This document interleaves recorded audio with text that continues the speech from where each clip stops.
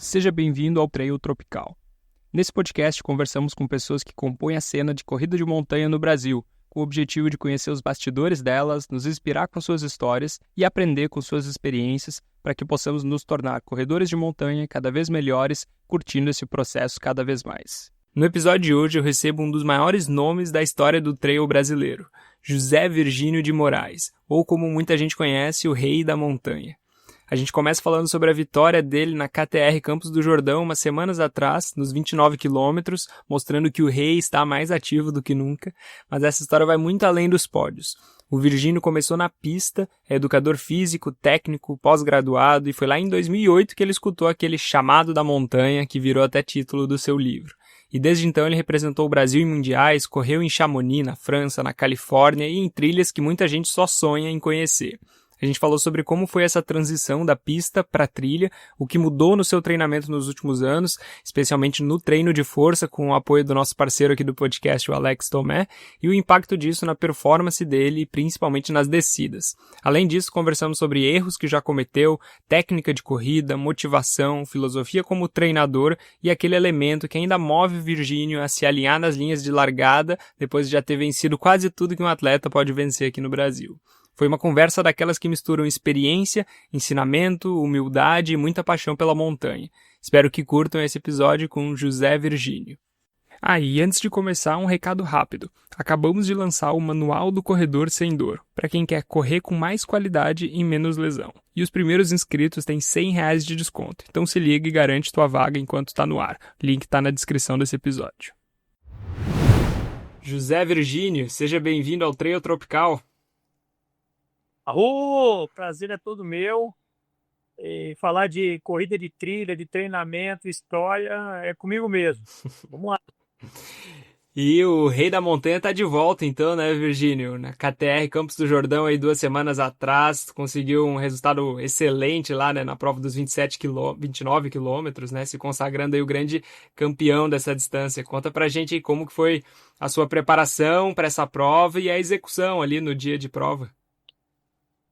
Olha, todo corredor que corre na trilha, vencer uma KTR e ter uma KTR ali como lugar mais alto do pódio, é muito importante. Isso não é diferente para mim.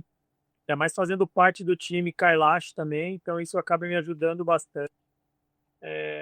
No conceito de falar assim, cara, ainda tem suco dessa laranja aqui ainda, né? Mas eu acho que a cobrança é mais interna minha mesmo, de querer entregar o que eu falo bastante, alegria nas pernas, sorriso no rosto e cruzar a linha da melhor forma. É mais eu cobrando do que patrocínio, amigo. Então eu acabo ficando chateado quando eu não consigo. E quando eu consigo, eu fico a semana toda falando. Então estou super feliz. Eu queria muito mesmo vencer a prova.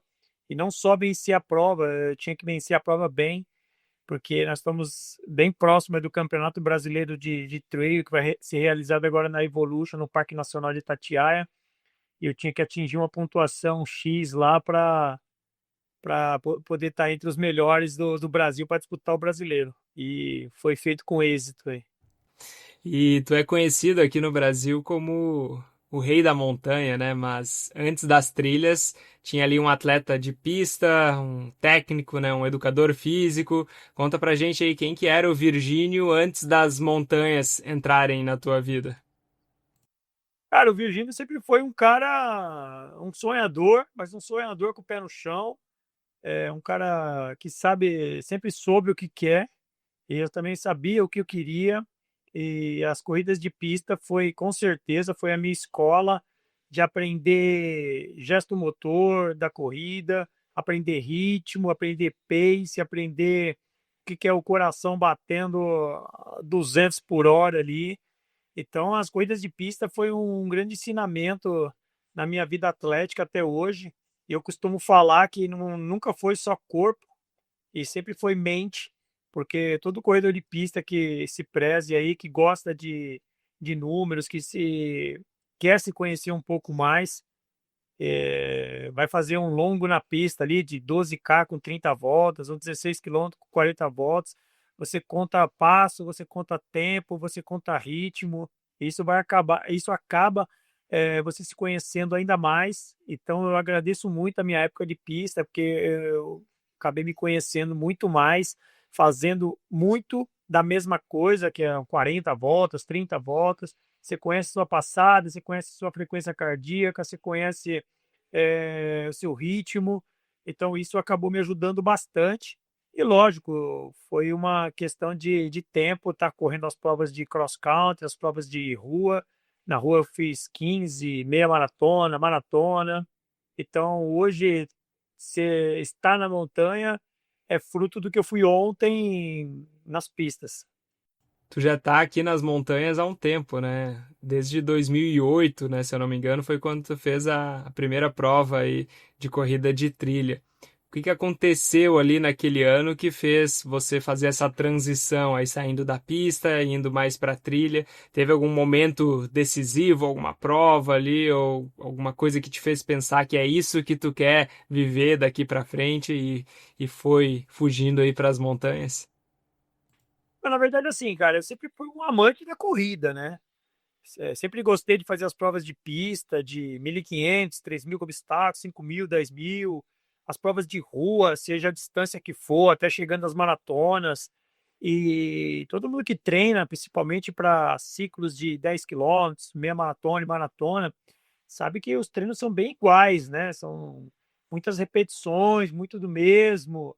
Eu particularmente, eu adoro isso, porque eu costumo falar que fazer 10 tiros de 1.000 na primeira semana do mês é diferente de fazer 10 tiros de 1.000 na última semana do mês. Quando a gente pensa na matemática, os números são iguais, né?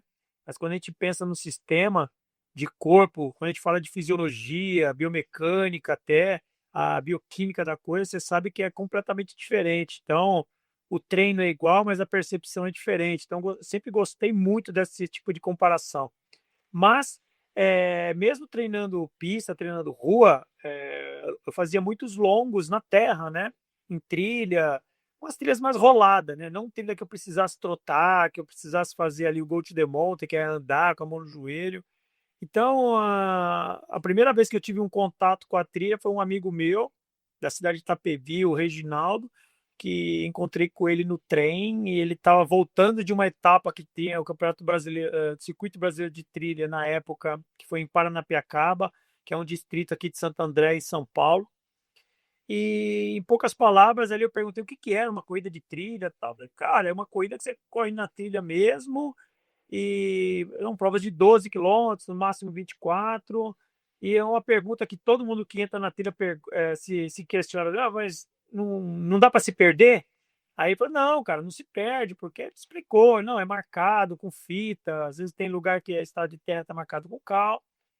E eu, de um ano para o outro, esse papo foi em 2007. E aí, em 2008, eu já tinha a data na cabeça, acho que foi dia 29 ou 27 de janeiro daquele ano, que eu ia participar da minha primeira corrida de trilha, foi a Corrida das Torres, em Bertioga, que é litoral aqui de São Paulo. E eu falei, cara, vou testar, deixa eu ver o que que é isso, né? Para mim era muito novo. Eu sou um cara que gosta de experimentar coisas novas, coisas diferentes. Aí eu fui até a prova e venci a prova. E, cara, eu falei, cara, isso aqui não é tão difícil. E aí fui para a próxima etapa, venci a próxima etapa, aí venci a terceira etapa. Aí na quarta etapa foi em Extrema, que é uma cidade de Minas Gerais, que antigamente era uma prova noturna de 24 quilômetros. Aí eu fui segundo colocado. Eu perdi pro Hernani, que é o nosso guru aí da trilha aí, é um grande amigo que a trilha me deu também. E aí eu fui me instalando nas corridas de trilha, fui buscando saber aonde tinha corrida de trilha, não era só em São Paulo, tinha algumas no Rio de Janeiro, Minas, no Paraná eu cheguei a correr uma prova que era na Ilha do Mel, depois eu conheci que tinha um circuito paranaense de montanha, e aí eu comecei a participar também desse circuito paranaense de montanha. Cara, aí o mundo trail foi se abrindo e aquilo me fez ficar nas corridas até hoje, viu? logo que tu entrou nesse mundo aí, tu teve uma escalada bem rápida, né? Começou já na primeira prova ali vencendo a prova e teve outros resultados, né? Depois acabou conseguindo, né, ser campeão, 3 vezes do circuito brasileiro que você comentou, né?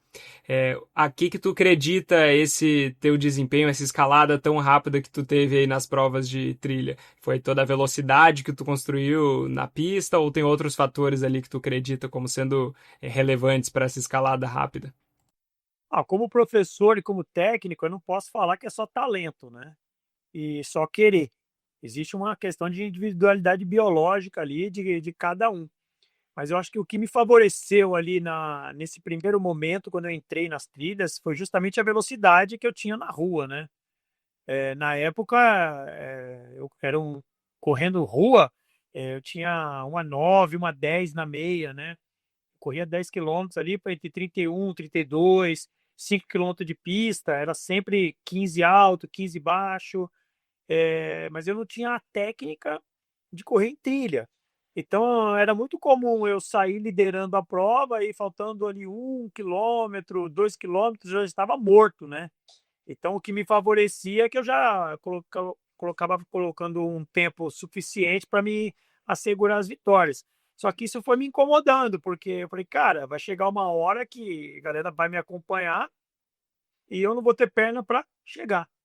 Então com isso, eu comecei a buscar, alguns vídeos, alguns conhecimentos, livros, de como fazer isso da melhor forma, como treinar treino mesmo, né, não somente, sair correndo. Foi aí que eu comecei a realmente a ser especialista mesmo, né, a treinar marcha, a treinar técnicas de trail, o que é colocar a mão no joelho, pular para lá e para cá, treinar a questão de propriocepção, agilidade, entender um pouco mais e buscar um pouco mais do que é mobilidade, para que serve. Se rea Aí fui buscar se o tênis faz a diferença ou não. Então acho que no começo foi muito disso que me fez ter essa ascensão de ser tricampeão do circuito brasileiro de montanha, tricampeão paulista, campeão paranaense, mas mesmo assim, não era só ganhar, eu queria um pouco mais, eu comecei a buscar dentro do nosso cenário nacional, quem eram as pessoas que venciam, quem eram os ídolos, quem eram as grandes organizadoras, e tinha muito pouco, né, cara. Sou de uma época que, quando eu cheguei, o expoente da vez era o Naval Freitas, que também é um amigo que a trilha me deu, era o Dario Rocha, que é lá de Suzano, o Reginaldo, o Hernani, então a gente tinha muito pouco, né, atletas assim. Então eu peguei esse gancho, assim, de uma visão até visionária mesmo, né. Eu falei assim: "Cara, eu vou escrever meu nome nessa modalidade".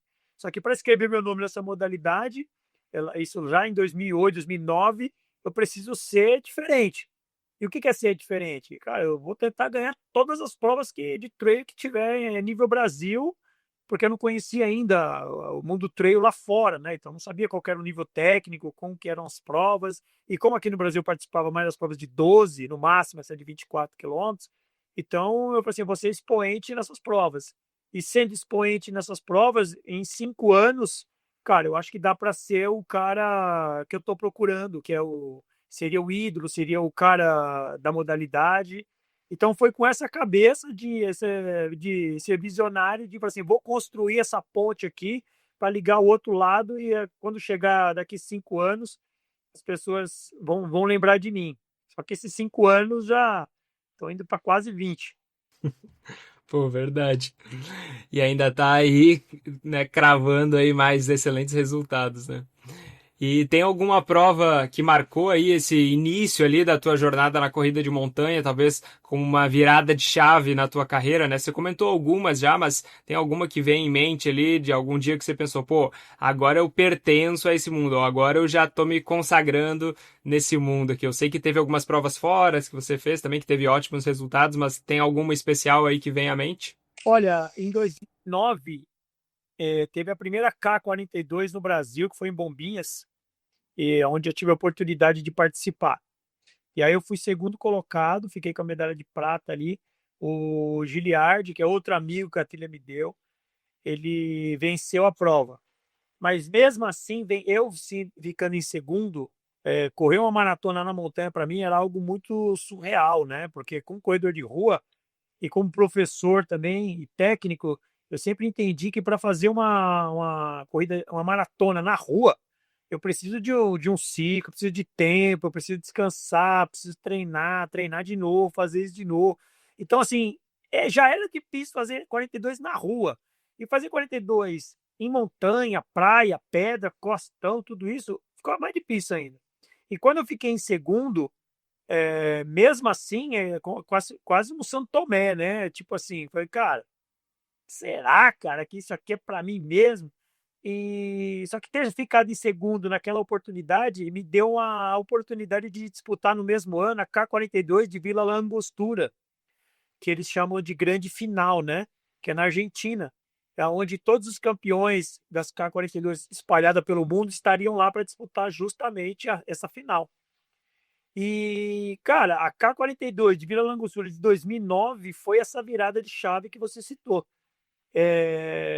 Dada a largada, eu saí num ritmo forte, mas estava frio pra caramba, como forte assim, no meu estilo de corrida. Só que com 3 quilômetros eu estava meio que passando mal, porque estava muito frio, a frequência alta, as pernas travadas. Mas ali, durante 5 minutos que eu dei uma caminhada, voltei para mim, voltei para a prova e fui buscar o que eu fui buscar. Fiquei em terceiro lugar na prova, na oportunidade. E aí, quando eu entrei dentro do avião, voltando para casa, aí eu falei assim, cara, eu acho que esse universo é meu. Agora eu sou corredor de trilha mesmo. Porque eu já tinha me dedicado um pouquinho mais a treinar para aquele tipo de terreno, para aquele tipo de modalidade. Então, a K42 de Vila Langostura 2009 foi uma prova que virou essa chave e falou assim: agora você é corredor de trilha, então vai buscar o seu sonho, o que você estava falando de ser visionário. E essa prova aí foi muito emblemática, né? Também foi uma prova que tu compartilhou aí com um grande corredor, né? Que a maioria das pessoas conhecem, né? Conta aí essa história aí de quem que mais que estava disputando. Então, em 2009, a grande disputa era eu, o Giliardi, o Gustavo Reis, né? E o Christian Mohamed, o argentino. Mas aí em 2010 eu voltei para a prova de novo. Eu, o Giliardi, o Christian lá, e tinha aí nada mais, nada menos que o Killer Jornet. Ele estava na prova também, só que é o que eu te falei, em 2009 eu fazia 2 anos que eu estava na prova, já em 2010, 3 anos que eu já estava na modalidade, mas mesmo assim eu não sabia quem era o Killer Jornet. Talvez nem ele soubesse o fenômeno que ele era ainda. E Killer Jornet naquele ano ele tinha vencido o Mont Blanc e foi só fazer um trote lá com a gente lá e deixou a gente no chinelo lá, mas foi um baita de uma experiência. Em 2010, depois que eu voltei, eu fiquei em quinto colocado, que também foi baita de um resultado para minha carreira, que eu conto com muito orgulho. E não é demérito nenhum perder pro Giliardi ou pro Killian. Muito pelo contrário, tá na mesma prova que esses caras e dividir pódio com eles só enriquece mais ainda o meu pensamento de que eu estava no lugar certo, na hora certa, na modalidade certa, com o pensamento certo de ser um expoente na modalidade futuramente. Pô, fora que deve ser um prazer, né? Poder também dividir o pódio aí com, Ó, com o Killian, né? Poucas pessoas que podem dizer isso, né? é verdade, cara. Então, assim, eu guardo com muito carinho aquela oportunidade. Tive a oportunidade de correr com ele, quer dizer, no mesmo evento que com ele, acho que foi em 2012 ou 13 que eu fui participar da Ultra Rock, que aí veio no Colorado. E ele estava no 100, eu estava no 50, e aí acabamos encontrando, tem uma foto ali que eu guardo com muito carinho com ele. Comigo era sempre assim. Quando finalmente estava pegando o ritmo nos treinos, empolgado com cada corrida, visualizando a próxima prova, lá vinha ela. Uma dorzinha chata ou pior, uma lesão que me tirava da trilha. Dor no joelho nas descidas, a canelite gritando quando o volume subia, ou aquela fascite plantar que parece não ir embora nunca.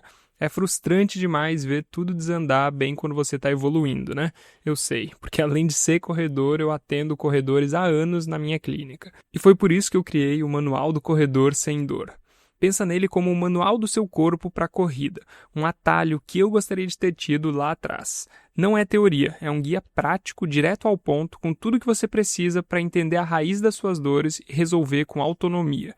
Você vai aprender a identificar o que está limitando o seu corpo com uma autoavaliação simples e vai receber os exercícios específicos com vídeos para corrigir o problema. Tem até um módulo completo de autoliberação para recuperar mais rápido. E o melhor, com só 15 a 20 minutos de 3 a 4 vezes por semana, sem precisar de academia. Muita gente já sente o alívio logo na primeira semana. E agora, no lançamento, o acesso completo está com R$ 100 de desconto. E tem 7 dias de garantia. Não gostou? Eu te devolvo cada centavo. Então chega de ser limitado pela dor. Garanto seu acesso com desconto agora e o link está na descrição desse episódio. E, Virgínio, uma pergunta aí um pouco mais, talvez, filosófica, assim, mas qual que é o significado que hoje a corrida tem para ti, né? A gente está falando aqui de coisas que aconteceram aí há 15 anos atrás, quase 20 anos atrás, né? E hoje, qual que é o significado que a corrida tem para ti? Por que que você corre hoje? Olha, cara, antes eu corria para escrever o meu nome, para expandir a modalidade, fazer com que a modalidade tivesse a sua devida importância no cenário nacional, estadual.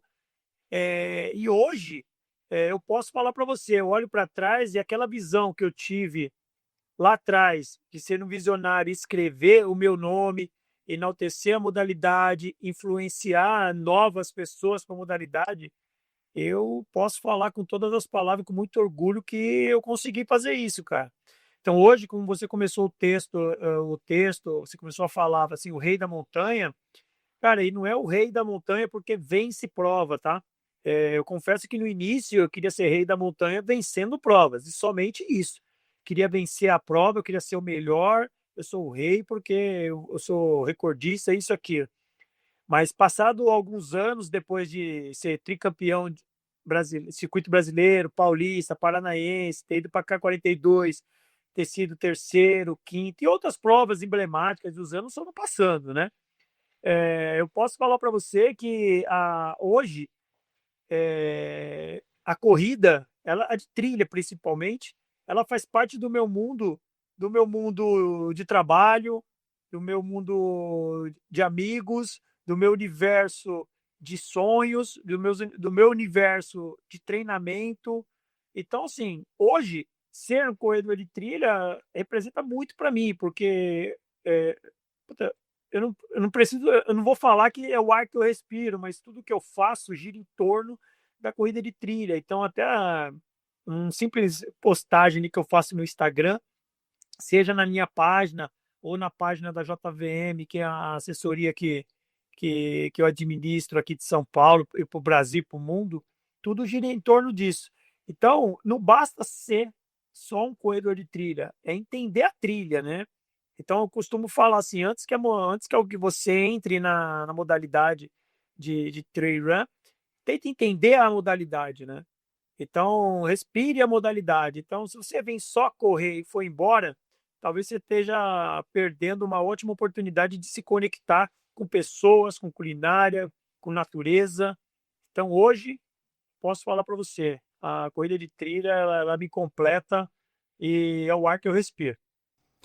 E você falou pra gente aí um pouco antes que tá se preparando, né, para correr aí o Campeonato Brasileiro, né? Uma prova também que vai ser emblemática aí o segundo Campeonato Brasileiro, né, de corrida em trilha, ligada à CBAT.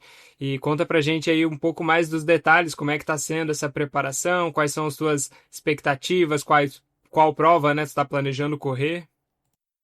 Boa! É o segundo Campeonato Brasileiro de Trilha aí, oficial pela CBAT, pela Confederação Brasileira de Atletismo. O ano passado foi lá em Caparaó, onde eu fiz o 50K, que foi uma festa enorme. Esse ano vai ser aqui no Parque Nacional de Itatiaia, na prova da Evolution. E eu vou fazer a prova clássica, que são os 12 quilômetros. É um retorno às minhas origens aí, quando eu comecei. Então, o treinamento aí junto ao professor Guilherme está sendo um treinamento um pouquinho diferente aí para as provas um pouco mais longas. Então, provavelmente eu vou ter que chegar lá com as pernas bem leve, bem alegres ali, para pleitear um lugar e o tempo necessário para me deixar no lugar do pódio ali. Mas vamos chegar bem, vamos se preparar bem. E como que tá sendo então esse tipo de treinamento? Eu imagino que para essa diminuição do volume aí, tu deve estar aumentando a intensidade, deve estar sendo uma pancadaria, né? Dá pra gente aí mais ou menos um panorama aí de como que tá sendo esse teu treinamento semanal aí.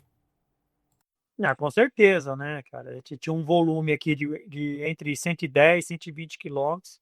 Agora já gira em torno de 90 a 100. E a questão de tiro tá ficando mais rápido mesmo.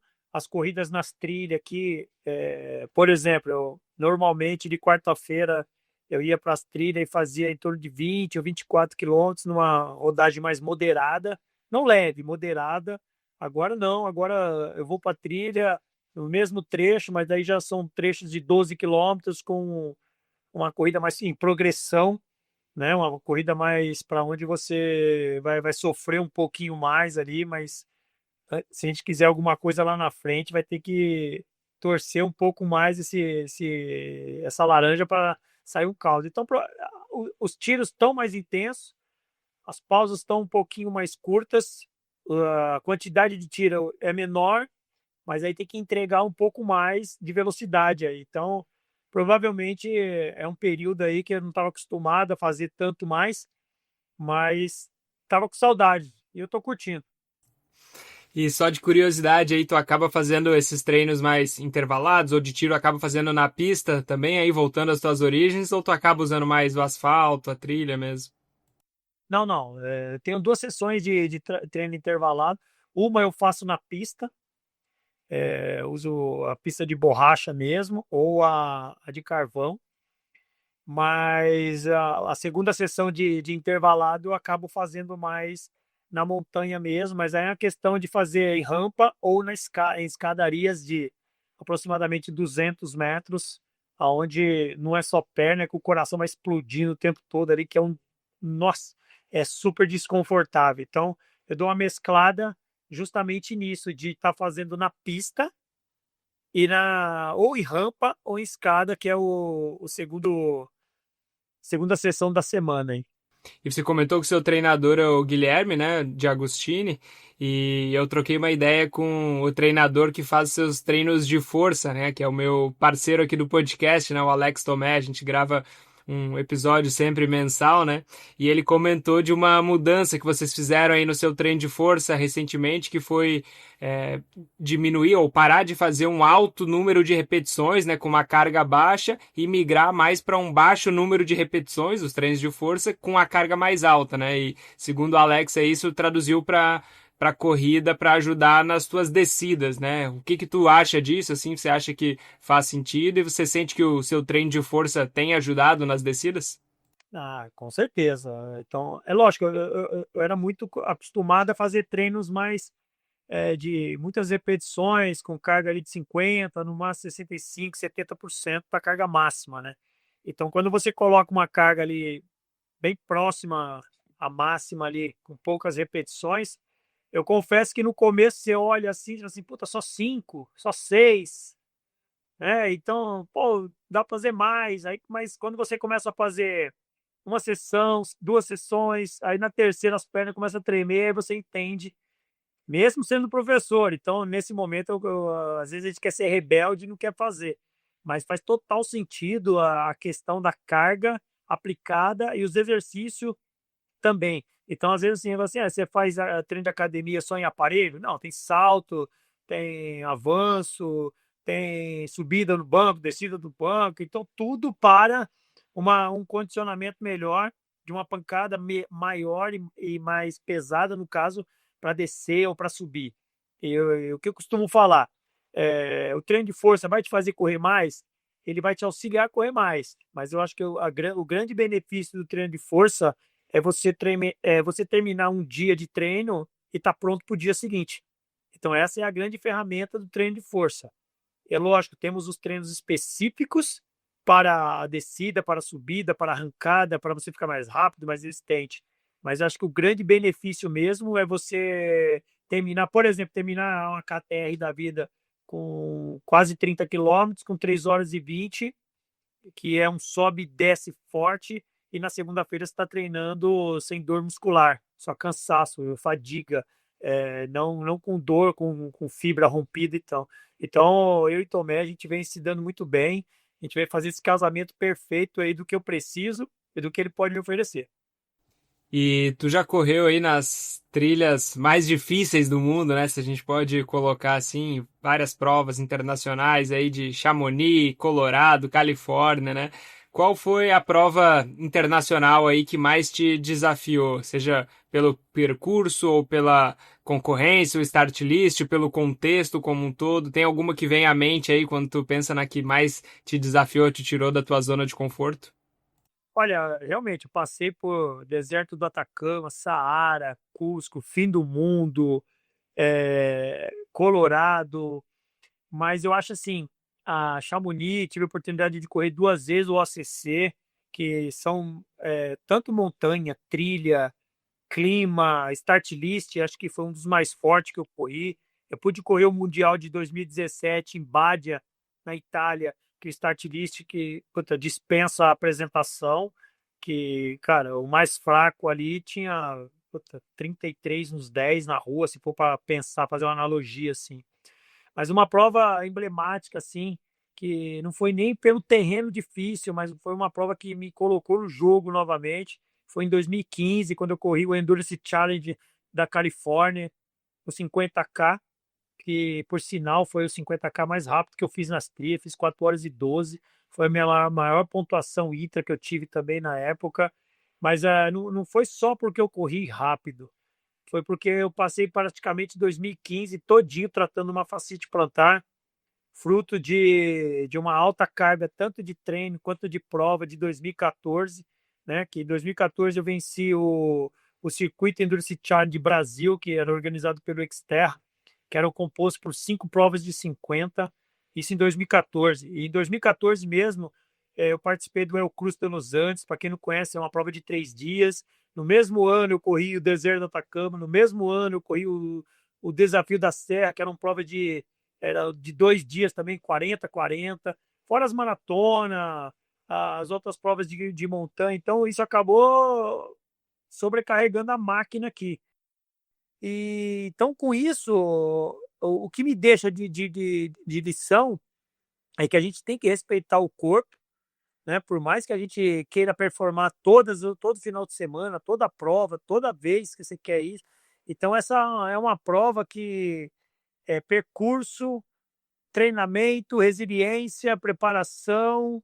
Foi uma prova que me marcou muito, que me colocou no jogo novamente e que me fez recalcular a rota aí no trail para continuar sadio até hoje. Estou falando de 2015, nós estamos em 2025.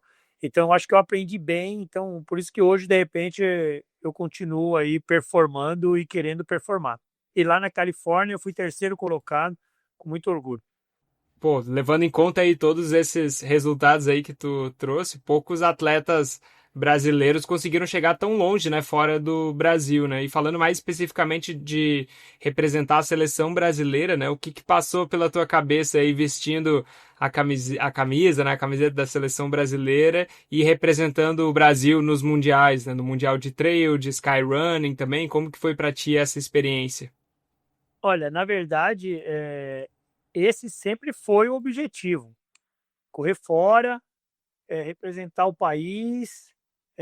Eu queria, na verdade, quando eu era adolescente, eu queria jogar bola, queria ir para a Copa do Mundo, essas coisas. E acabou não dando certo. E no treino, quando eu entrei, eu falei assim, cara, eu quero ir para um campeonato mundial dessa modalidade. E eu fui buscando isso a todo ano, desde o primeiro ano que eu entrei, né? E isso veio acontecer em 2017, a primeira oportunidade.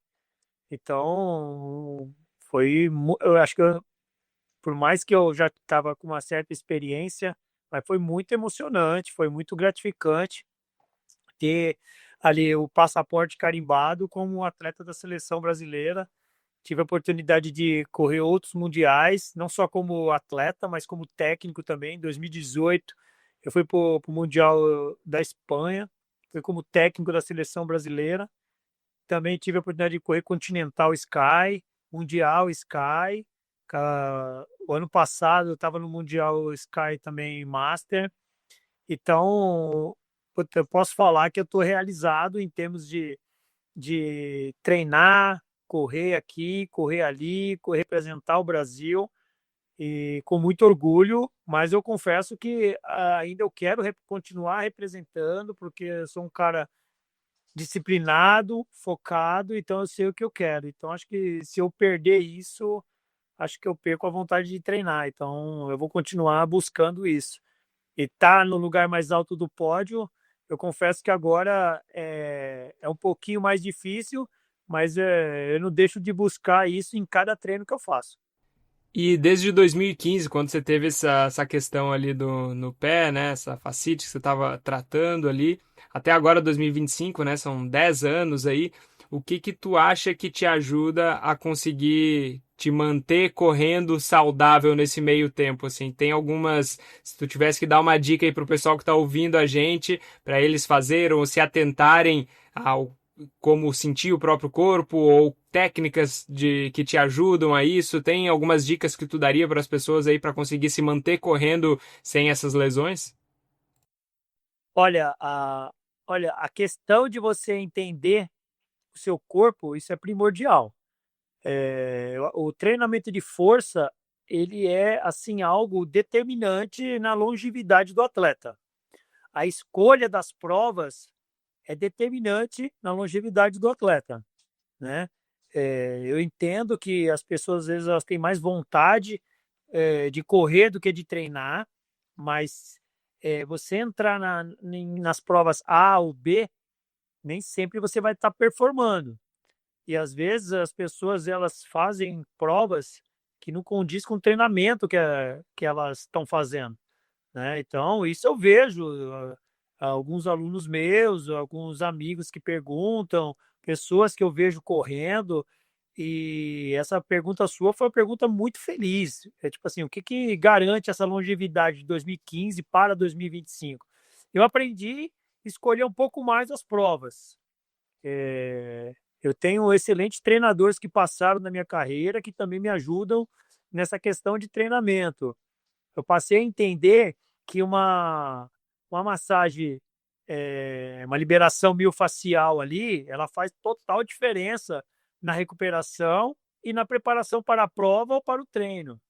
Comer com mais qualidade faz total diferença também. Eu confesso que eu como lá meu pastel, eu gosto de um pudim de leite, não tenho vergonha nenhuma de falar disso, mas eu entendo que quando eu estou numa preparação de prova, um ciclo, eu posso até comer a pizza, mas eu não preciso, eu não vou comer todos os finais de semana uma pizza, né? Eh, não dá para achar que você vai fazer uma balada ali no sábado e no domingo você vai treinar normal.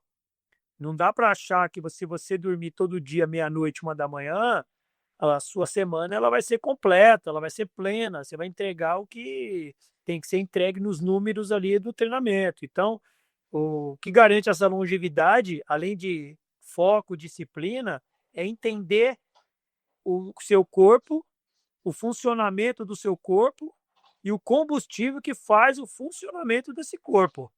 E escolher as provas, né? Quando eu falo escolher as provas, não estou falando escolher a organização das provas, estou falando escolher a distância da prova. Uma coisa que eu sempre falo, às vezes as pessoas querem fazer uma prova de 100 quilômetros, 80 quilômetros, 50 quilômetros, ou 30 quilômetros que seja. Só que, às vezes, as pessoas não se entregam no treino para aquela distância. Né? Uma pergunta comum que eu faço, assim, às vezes chega um aluno ou um amigo, assim, cara, vou fazer uma prova de 50 quilômetros, independente do lugar. Cara, e a prova do cara vai demorar 10 horas. Aí, se você pergunta para ele quanto tempo ele vai ficar em atividade ali na prova, ele não sabe.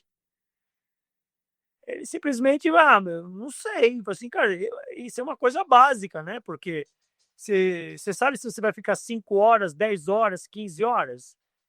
Então, assim, você levar comida para 5 horas é uma coisa, você levar para 15 é outra. Isso eu estou falando em âmbito nutricional. Você levar uma cabeça de aventureiro por 5 horas, logo acaba e tudo bem. Mas será que essa aventura consegue durar por 15 horas? Então, isso acaba aposentando muitos corredores aí, nessa questão de prova, por causa de lesão, por causa de frustrar mesmo, porque a galera às vezes não entende isso ou não quer entender. Mas tudo bem. Aí é uma questão de até onde você quer chegar, quando você quer chegar e como você quer chegar. Então, o que eu posso falar para você, o que garante a minha longevidade é que eu comecei a entender um pouquinho mais de dentro para fora e de fora para dentro como funciona e o que eu quero da vida também. E eu pude aprender um pouco contigo, né, no Corre Junto. A gente teve a experiência de passar um final de semana junto, umas semanas atrás, o evento da Marina Ferrari, né, em Campos do Boa. Jordão. E tu costuma ensinar técnicas específicas, né, como skipping, como cadência em subida. Eu gostaria que tu explicasse um pouco por que que você adota essas técnicas assim e por que que você acredita, né, que esses detalhes fazem tanta diferença no trail e ainda são ignorados aí por tantos corredores. Eu aprendi na pista e na rua que uma passada larga e rápida, ela me garante o melhor pace. E garantindo o melhor pace, eu vou fazer o tempo que eu busco, eu vou estar no lugar da classificação geral do que eu busco, né? E eu levei isso para a montanha. Só que eu aprendi que na montanha, às vezes, o mais é menos. Se você quiser fazer uma passada larga subindo, aquilo vai te render menos progressão e muito mais gasto, né? Então eu comecei muito cedo a começar a falar assim, cara, eu preciso justamente entender como funciona isso aqui. E como funciona, cara, nada mais é que aplicar a física, a lei da física. Quando você tem uma inclinação de 25, 30%, cara, não dá para correr. Você quer trotar? Você quer andar? Você quer colocar a mão no joelho? Então, assim, é toda uma questão de física. Você equilibrar seu corpo na trilha.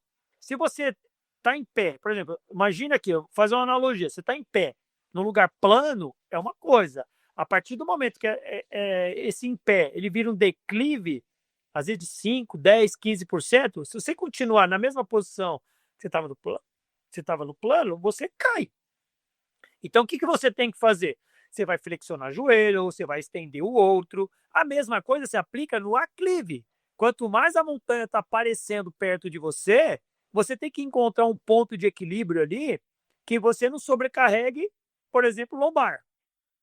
Você vai começar vai flexionar quadril, algum músculo vai ter que pagar essa conta, né? E aí eu comecei a entender, assim, cara, eu consigo continuar eficiente para frente, correndo, andando, trotando, mas com um gesto motor condizente com a inclinação, seja ela positiva ou negativa, né? Então, hoje, aplicar as técnicas de trilha ali, seja o run drunk, seja o beba, seja o moleque, o go to the mountain, o andar na ponta do pé, tudo é uma questão de equilíbrio de física, né?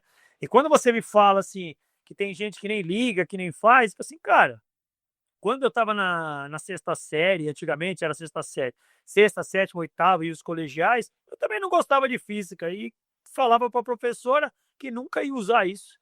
Para que serve? Que era besteira. Só que eu estava na quinta e oitava série. Ouvir um profissional falar que isso não serve para nada, ou um atleta que está 10, 15 anos no treino falar que não serve para nada, eu acho que ele é um cara de quinta, sexta série que um dia ele vai aprender. Mas, se a gente for observar, ele já executa isso. Só que de uma forma involuntária. Ele já executa, porque quando ele chega numa montanha de 30% de inclinação, ele vai pôr a mão no joelho, ou ele vai usar o bastão que ele está levando. Então, são coisas que eu costumo falar. Quando você aplica de uma forma voluntária, uma forma, digamos assim, já que a sua mente está mandando para o corpo a informação, você já tem a economia de não precisar ter a dúvida se aquilo vai funcionar. Porque quando você aplica de uma forma voluntária, ela vai fluir mais e bem melhor para aquele tipo de momento, do que você simplesmente achar que toda surpresa ela só vem com um brinde. Mas toda surpresa ela gera um desconforto, porque você tanto desconforto para o bem ou para o mal. Porque a partir do momento que você tem dúvidas, gera um desconforto. E desconforto gera um gasto de energia, seja neural, seja emocional. Então, quando você faz uma ação que já é natural do que você treina, do que você aplica, aquilo também vai ser uma forma natural. Porque qual é o grande medo da galera que. Medo não, dúvida, o receio, ou falta de técnica, que a descida machuca. Eu tenho medo de descer porque posso tropeçar, fazer isso ou aquilo. Então, se você treina aquilo e saber treinar da melhor forma, usando física, usando gesto motor, usando carga e descarga ali, você vai aplicar da melhor forma quando você precisar na trilha, né? Então, hoje, junto a alunos, as pessoas que me seguem ali na rede social, é uma forma voluntária e gratuita que eu compartilho as formas que eu treino e que eu aplico na prova. Imagina só, você tá no meio da trilha, o sol castiga, a subida não acaba nunca e sua boca tá mais seca que o sertão em fevereiro. Você tenta pegar sua água e o zíper emperra. Você puxa, ele trava. Você puxa mais forte, ele arrebenta. Seu gel voa pra mata e agora, além de desidratado, você tá patrocinando o lanche da fauna local. É por isso que escolher um bom colete de hidratação faz toda a diferença. E se tem uma marca que entende isso é a Alto Estilo. Eles fazem equipamentos esportivos há mais de 40 anos e criaram esse colete junto com corredores, pensando em tudo que um corredor de trilha precisa. Ele não tem zíper para não te deixar na mão, ele é leve, expansível e veste como uma segunda pele. E tem bolsos estrategicamente posicionados para você acessar água e comida sem precisar parar. E o melhor, enquanto algumas marcas gringas cobram quase o dobro por um colete assim, esse aqui é feito aqui no Brasil, com qualidade excelente e um preço muito mais acessível. Se você quer correr leve, sem estresse, sem perder tempo brigando com o zíper, dá uma olhada no colete de hidratação da Alto Estilo. Entre no site autoestilo.com e enquanto estiver lá, sinta-se à vontade para usar o cupom TRAILTROPICAL5 para 5% de desconto em todo o site. É TRAILTROPICAL5 para 5% de desconto. E tu tem alguma dica prática aí que tu pode passar para os nossos ouvintes? Eu sei que talvez o podcast não é o meio, né, mais fácil de passar esse tipo de informação, porque o visual acaba sendo melhor, né? Mas de alguma coisa prática que tu consegue passar para eles para conseguir ir fazendo essa progressão ali, né, de talvez conseguir melhorar essas técnicas específicas da descida. Fala pra gente um pouco sobre quais são algumas dessas técnicas mais básicas que tu trabalha e um pouco mais de detalhes da tua filosofia mesmo que tu trabalha, da tua metodologia que tu trabalha com os teus alunos, atletas. Olha, até pegando o gancho aí da descida, ou da subida, ou da cadência que a gente estava falando um pouquinho aqui, ó, quem gosta de pular corda aí, aquela corda individual ali, continua pulando.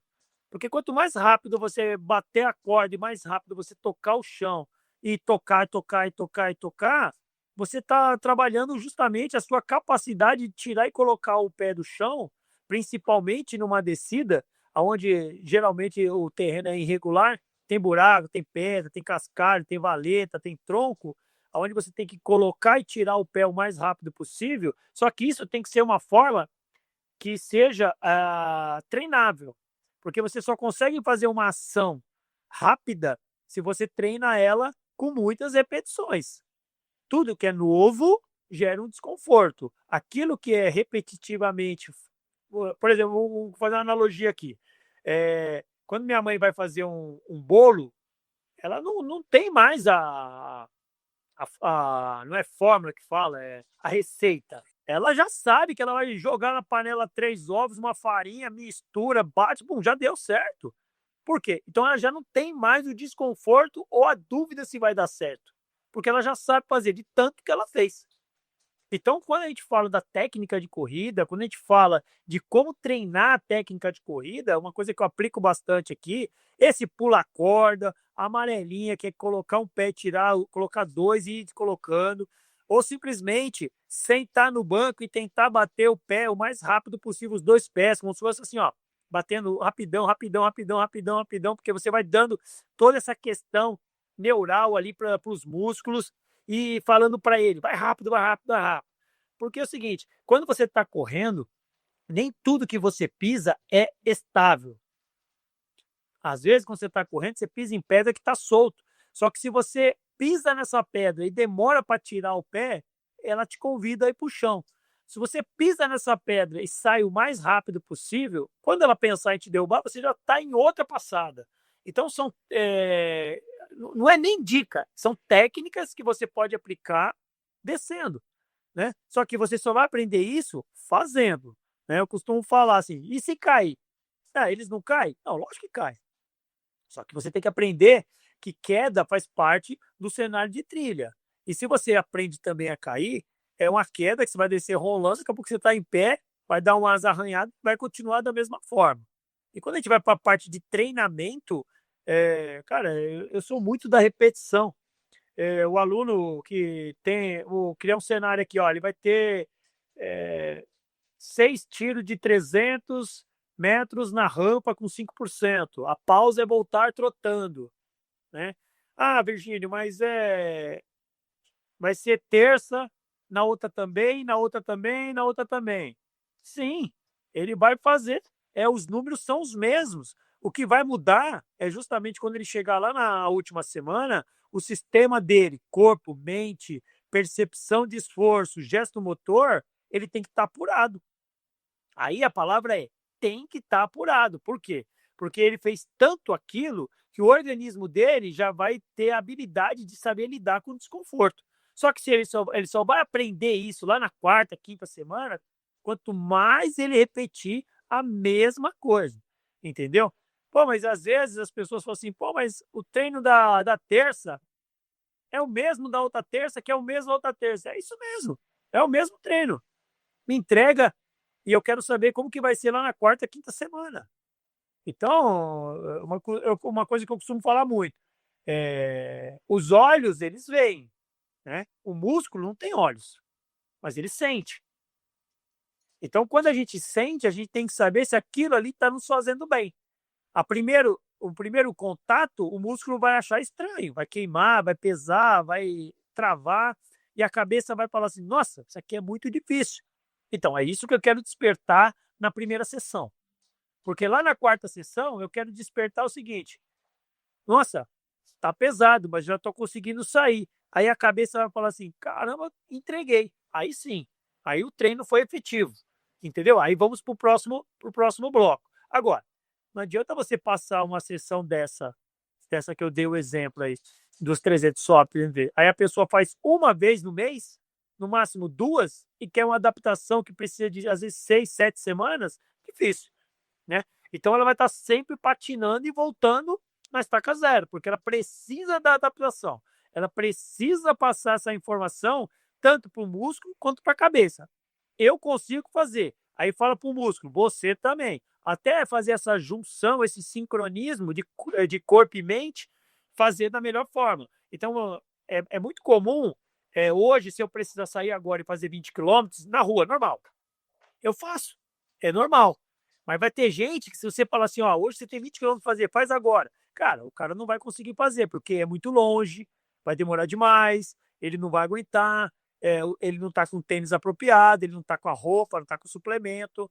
Então, assim, olha quantas ferramentas, digamos assim, ele precisa para simplesmente sair e fazer 20 quilômetros. Eu coloco o tênis, coloco uma regata e vou. Mas isso ficou simples para mim de tanto que eu faço.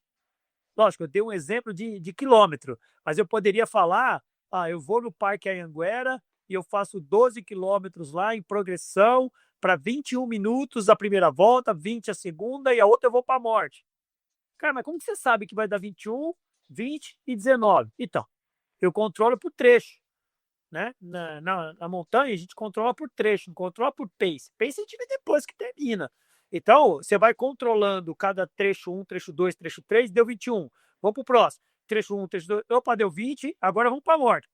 Deu 19. Só que você só consegue fazer isso quando você conhece o seu corpo. e o seu corpo está em sintonia com a cabeça. Não adianta a cabeça querer uma coisa e o corpo não conseguir entregar, e vice-versa. Então, a minha metodologia é passar muito isso para o meu aluno. É falar para ele que, ó, antes de querer fazer alguma coisa, você tem que fazer com que aquilo aconteça num simples treino. Simples treino. E a partir do momento que isso vai acontecendo de uma forma simples, de uma forma suave, natural, cara, na prova vai ser sempre natural. Então, isso não muda para o corredor de rua ou de montanha. O que mais pesa, o que mais dói, incomoda, o que vai fazer você treinar é o treino. Na prova, cara, você vai passear. Passear no sentido assim, você não vai ter preocupação de como é que desce, como é que sobe, como é que meu corpo vai se comportar numa estrada de 5, 10 quilômetros de estrada plana, né? Então são coisas que a gente precisa se adaptar no treino, não sofrer na prova.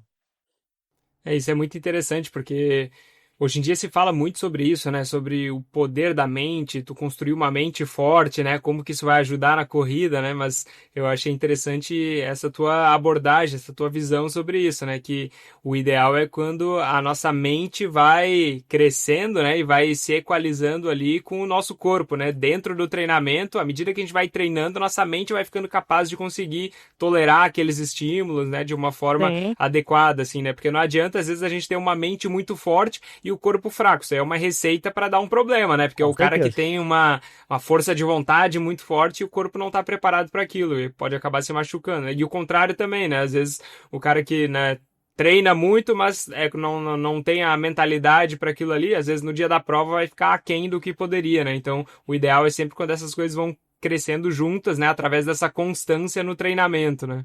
Não, perfeito. E tem pessoas que treinam muito,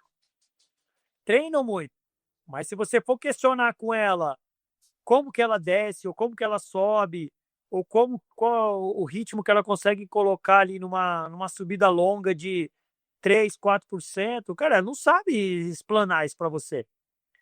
E ela não sabe, às vezes, explanar isso nem para ela. Então, a subida vai continuar sendo uma subida. A descida sempre vai continuar sendo aquele desafio. O treino de força é sempre aquela coisa maçante. Então, assim, treina. Mas quando você treina e não sabe interpretar isso para você, na hora de você colocar em prática, que no caso é na prova, cara, não é que não adiantou nada, mas você está perdendo uma ótima oportunidade de quando você for fazer uma prova, por exemplo, você entrar o mais leve e suado possível. Então, hoje é muito comum, quando o cara está treinando aqui comigo, eu perguntar como que foi essa subida? Quanto tempo você gastou do trecho A ao trecho B? E é muito comum eu ouvir, não sei, não lembro. E aí, quando chega uma prova, professor, vou fazer uma prova, por exemplo, 21 quilômetros com 1.000 de ganho. Quanto tempo você acha que eu vou fazer? Eu falei assim, oxe, onde eu entro aí nessa parte de adivinhar todo tempo? Não, mas você não é o professor? Eu falei assim, então tá bom, sou o professor. Então, eu preciso de dados, preciso de informações. Naquele treino da montanha do Pico do Jaraguá, de 5 quilômetros, que tinha 300 de ganho. Quanto tempo você fez naquele trecho? Ah, eu não lembro. Eu preciso desse dado. Porque se eu tenho esse dado, se eu multiplicar por 3, são 900. Só de subida. Eu vou conseguir chegar no número que depois eu vou descontar as descidas, vou multiplicar pelo que você entrega aqui, aqui, ali, e eu vou chegar no número que você está me perguntando. Nossa, é muito complexo aí, cara. Como que você vai chegar nesse número? Pois é. Se fosse fácil, todo mundo fazia, pô. É por isso que você tem que se conhecer. Quem é você subindo, quem é você descendo, quem é você no plano. E lógico, quem é você na resiliência das trocas de descida para subida, de subida para o plano, e quem é você depois de 1 hora, depois de 3 horas, depois de 6 horas. Quem é? Você é o simpaticão que vai ficar ali atrás acompanhando todo mundo? Você é um cara que vai ficar brigando com você mesmo, vai o tempo todo? Ou você vai estar naquele pelotão que talvez não seja na frente, seja no meio ou seja atrás, mas sempre de uma forma consciente e pedindo para o corpo o que ele pode entregar? Olha como é complexo a coisa, né? Então, às vezes, as pessoas acham que é só sair e correr. Cara, nunca é só sair e correr. É entender o que você está pedindo para o corpo. É como se fosse assim: corpo, eu quero subir correndo essa subida. Corpo, aquela subida ali, não dá para subir correndo. Eu vou subir com o meu bastão ou com a mão no joelho. Corpo, nessa descida aqui, tem muita pedra. Como que eu faço? Cara, só que isso você não para, olha para a descida, para as pedras e pergunta. É uma coisa automática.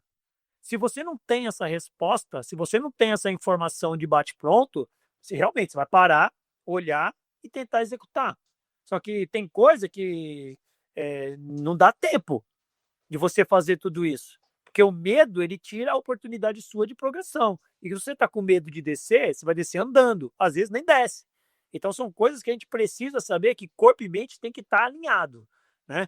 Arru, vamos lá, eu quero, eu quero, eu quero, eu quero. Cara, se você não conversou com o seu corpo, não adianta você falar que quer. Você vai maltratar tanto ele, que vai chegar uma hora que vai aparecer uma fascite plantar, uma condromalácia, uma dor no pé, uma dor na orelha, e aí vai atrapalhar os seus sonhos, entendeu?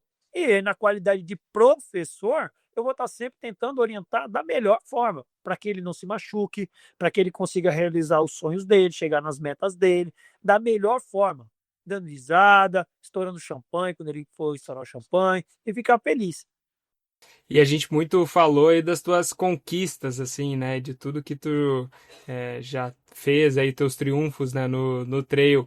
Mas conta pra gente aí alguns erros que tu cometeu nessa jornada, ou algum erro que tu tenha cometido nessa jornada, né? Pode ser de alguma forma de treinar, de execução na hora da prova, e talvez o que que tu aprendeu com esses erros aí, olhando para trás agora. Olha, eu sempre fui o cara de correr leve, né? Não come, não bebe, não quer fazer nada. Eu lembro que em 2013 eu estava correndo uns 50 quilômetros do Xterra, em Ilhabela, e eu saí, cara, saí com um gel para correr 50 quilômetros, né?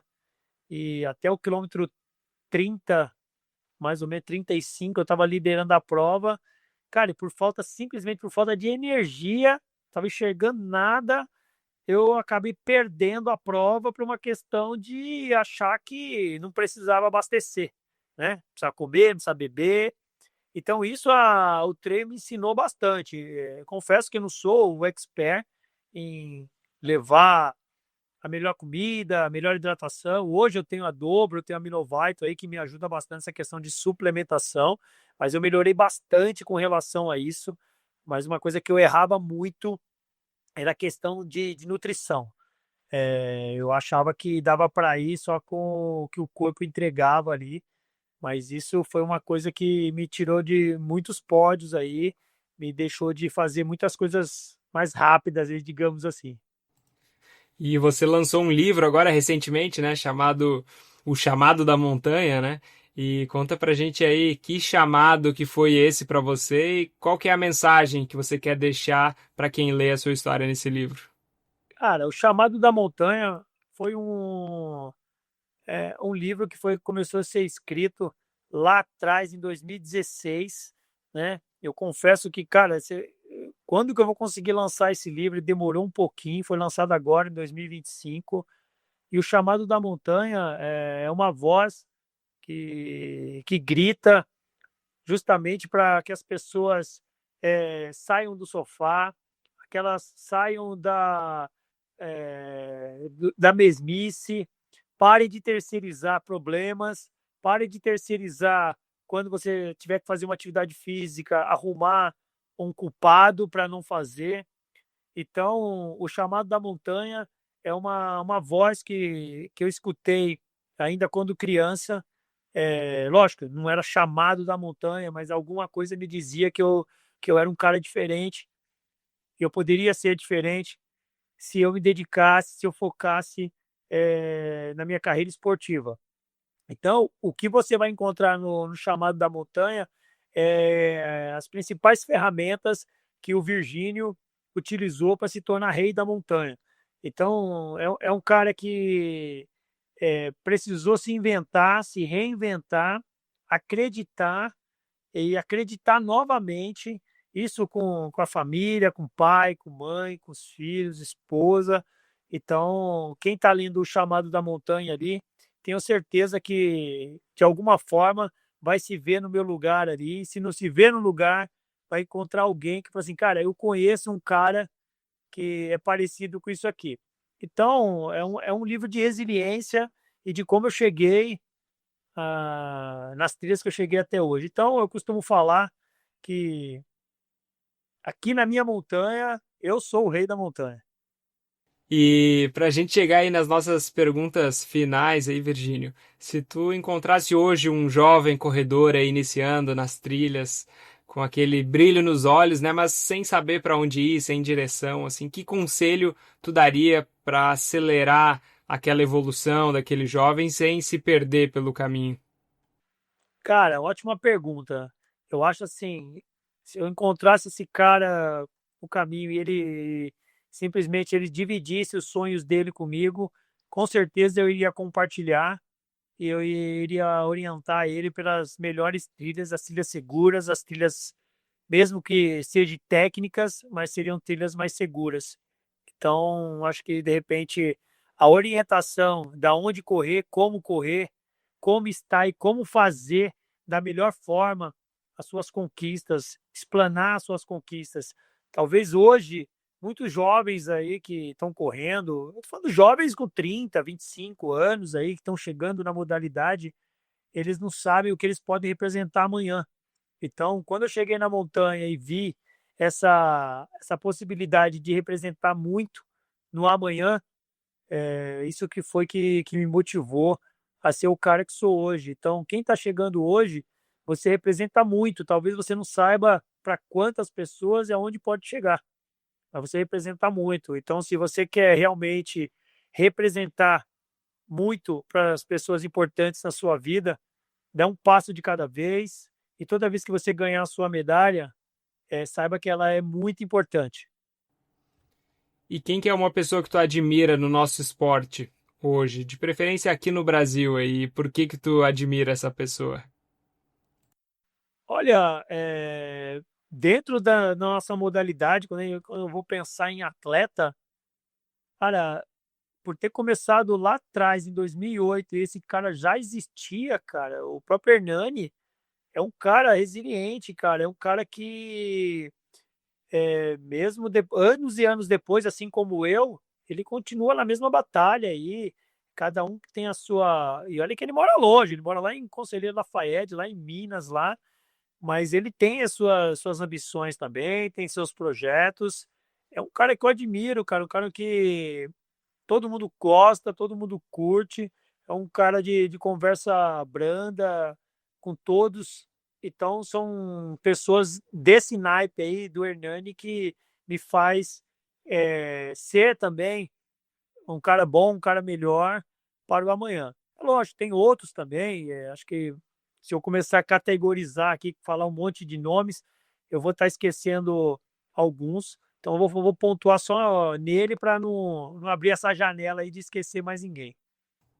Boa, isso aí, essa é a ideia mesmo. Geralmente as pessoas saem falando vários aí, mas a ideia é que seja um só É, mesmo aí, pra gente concentrar e ser mais específico aí. Boa, o Hernani é uma lenda aí do nosso esporte mesmo. E, cara, você já comentou então a Evolution, que eu imagino que vai ser a próxima prova-alvo, né, desse ano.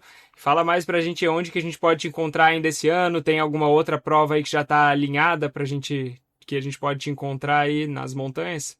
vamos lá, eu vou estar na Evolution. Essa semana, agora 15, 16, 17, vou estar na KTR Serra da Canastra, que é uma prova de 3 dias, né? Que faz parte do time Kailash. Mas a prova da Evolution, eu vou estar lá na prova clássica dos 12K. Vamos encontrar também em Terras Altas, nos 36 quilômetros, que é dia 5 de julho, tá? E também vou chegar com alegria nas pernas lá no 55 da La Mission. E no TMB, provavelmente eu devo fazer a prova de 35K lá. Cara, queria te agradecer aí, Virgínia, pelo teu tempo, cara. Tanta história aí que certamente daria pra gente Mais um livro. conversar mais uma hora, pelo menos. Aí, dá pra fazer mais um livro aí. O pessoal que quer saber mais aí, recomendo que entre em contato contigo. Eu vou deixar o teu Instagram aqui também na descrição. Se quiserem tanto, né, adquirir o livro, né? Você já comentou lá no Corre Junto, né, que que tem frete grátis, né, por Brasil todo, assim. Então, é bem fácil, né, de conseguir isso. Ou se quiserem, né, quiser mais informações sobre a tua assessoria também, eu vou deixar teu link aqui, as pessoas podem te achar de alguma forma. Mas queria te agradecer aí pelo teu tempo, disponibilidade de contar um pouco mais da tua história, e foi muito bom tanto ouvir mais, aprender, né, sobre a tua história, mas também aprender muita coisa sobre a corrida, sobre treinamento, assim, foi algo valioso mesmo, né? E o microfone é teu aí, se tu tiver algum recado que tu quer deixar aí para os nossos ouvintes aí, esse aí seria o momento. Obrigado pela oportunidade de estar dividindo aqui o que as montanhas me deram de conhecimento. Lógico, eu aprendi bastante coisa na faculdade, mas o aprendizado que a montanha me deu, não só de treinamento, mas de amizade, de culinária, de países, de atmosfera. Gratidão aí também pela oportunidade de estar falando do meu livro, falando da minha família, falando do meu universo trail. Então, quem quiser bater um papo, pode me procurar lá no meu Instagram, que vai estar aqui embaixo aqui para vocês, que é @virginiojvm.